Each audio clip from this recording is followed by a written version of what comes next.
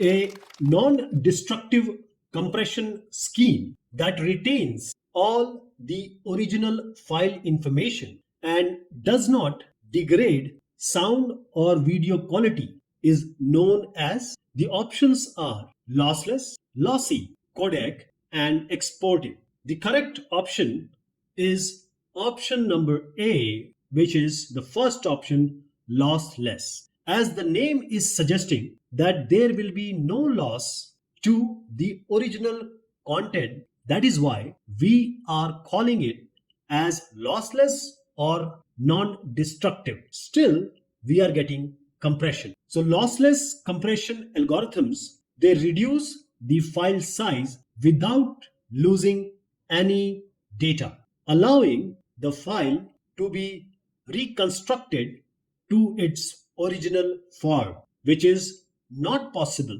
in lossy, as the lossy compression is destructive. It eliminates the original content or reduces the original content.